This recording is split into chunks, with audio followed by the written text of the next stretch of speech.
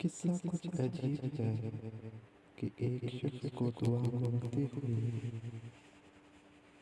60 سال کا عرصہ بیت جاتا ہے۔ دعا کی جاتی ہے کہ اے میرے پیارے رب، مجھے نیک اور صالح اولاد عطا کی جائے، اور دعا کی قبولیت ہوتی ہے۔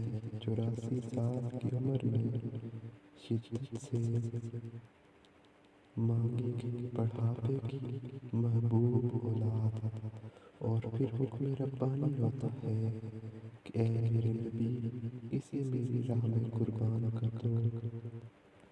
ایک طرف محبوب رب کی آزمائش اور دوسری طرف وہ اولاد جسے مانگتے ہوئے زبان کپکپانے لگی۔ بحکم خداوندی کو پورا کرنے کے لیے حضرت ابراہیم علیہ السلام نے فلسطین سے مکہ تک کا کٹھن اور مشکل سفر طے کیا۔ حضرت اسماعیل علیہ السلام کو منع کی وادی میں لائے اور بیٹے کو کہا، آپ کو اللہ تبارک و تعالیٰ کی راہ میں قبول کرنا ہے، اور بیٹا یہ جواب دیتا ہے، جو آپ کے رب کی رضا ہے وہی میری رضا۔ دونوں کے دل میں اپنے حقیقی مالک کے لیے تڑپ اور عشق تھا، جس کا ثبوت وہ اپنے عمل سے دینے جا رہے تھے۔ حضرت ابراہیم علیہ السلام نے چھری بیٹے کی گردن پر رکھی اور تاریخی الفاظ کہے جن کی گردش آج بھی ہواؤں کی لہروں میں سرسراہٹ کرتی محسوس ہوتی ہے۔ حضرت ابراہیم علیہ السلام نے نگاہ آسمان کی جانب اٹھائی اور فرمایا، اے میرے رب، بے شک تیری آزمائش کڑی ہے، لیکن یہ مت سمجھنا کہ اسماعیل کی محبت تیری محبت پر غالب آ گئی۔ میرے رب، مجھ سے راضی رہنا، یہ کہتے ہی چھری چلا دی۔ حضرت اسماعیل علیہ السلام کی جگہ اللہ پاک نے چھترا بھیج دیا اور یوں چھترے کی قربانی ہو گئی۔ یہاں حضرت ابراہیم علیہ السلام امتحان میں کامیاب ہو گئے اور اپنے عمل سے ثابت کر دیا کہ محبوب کی آزمائش ہمیشہ سخت ہوا کرتی ہے۔ قربانی عربی زبان کے لفظ قربان سے نکلا ہے۔ قربان کہتے ہیں وہ عمل جو اللہ تبارک و تعالیٰ کا قرب حاصل کرنے کے لیے کیا جاتا ہے۔ ویسے تو ساری عبادات اللہ پاک کی رضا اور خوشنودی کے لیے کی جاتی ہیں، لیکن ان عبادات میں انسان کی عقل، حکمت اور مصلحت کا کوئی عمل دخل نہیں ہے۔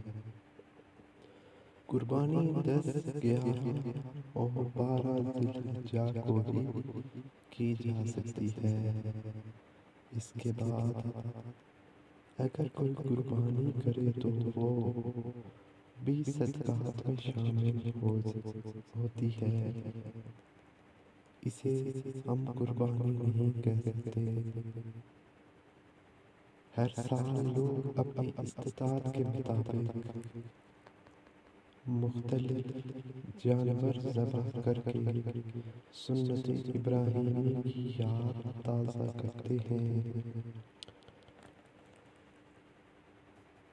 قربانی کے جانوروں میں اونٹ، گائے، بیل، بکرا، بکری، چھترا اور دمبا وغیرہ شامل ہیں۔ واضح رہے کہ شریعت مطہرہ میں قربانی کے جانور کی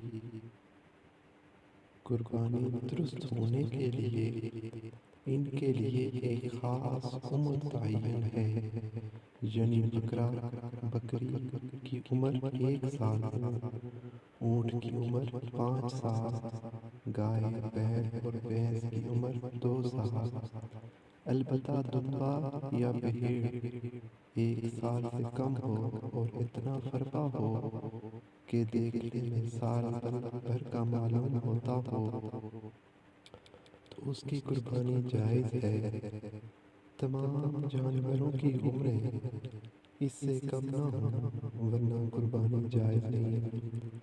زیادہ عمر ہو تو بہتر ہے۔ قربانی کا عمل اتنا زبردست ہے کہ جو کرے وہی پائے۔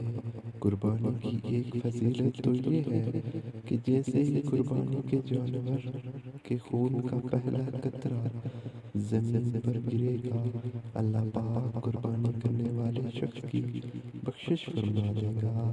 افضل عمل یہ ہے کہ جس نے قربانی کی نیت کی وہ ذوالحجہ کا چاند نظر آنے سے لے کر قربانی کرنے تک اپنے بال اور ناخن نہ تراشے، بلکہ قربانی ہونے کے بعد کاٹے جائیں تاکہ ان کے بالوں اور ناخنوں کی بخشش ہو سکے۔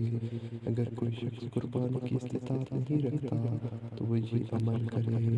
ہاں، پر امیر غریب دونوں کا مسئلہ حل ہو جاتا ہے۔ بہتر تو یہ ہے کہ قربانی کرنے والے شخص جانور کی قربانی ہوتے وقت اس کے پاس موجود ہوں۔ اگر نہیں بھی ہوتا تو اس میں کوئی حرج نہیں، لیکن سامنے کے اجر اور بخشش کا معاملہ ہی کچھ اور ہے۔ قربانی کے جانور صحت مند ہونا چاہیے اور اعضاء کا پورا ہونا ضروری ہے۔ کہا یہ جاتا ہے اگر قربانی کے جانور کا کان چاول کے دانے کے برابر بھی کٹا ہوگا تو اس کی قربانی نہیں ہوگی۔ قربانی کے جانور کے پورے جسم پر جتنے بال ہوں گے، ہر بال کے بدلے ایک نیکی ادا کی جائے گی۔ حدیث میں ہے کہ کھاؤ پی اور جمع پی کر کے رکھو، لیکن اس کا ہرگز یہ مطلب نہیں ہے کہ قربانی کا سارا گوشت خود رکھ لیا جائے۔ غریبوں، مسکینوں اور یتیموں کو بالکل نہ دیا جائے، اس سے قربانی کا اصل مقصد پورا نہیں ہوتا۔ قربانی کا گوشت کوئی عام گوشت نہیں بلکہ ایک خاص الخاص ہے۔ دنیا میں جتنی بھی کھانے کی اشیاء ہیں، قربانی کی گوشت سب سے اعلیٰ غذا ہے۔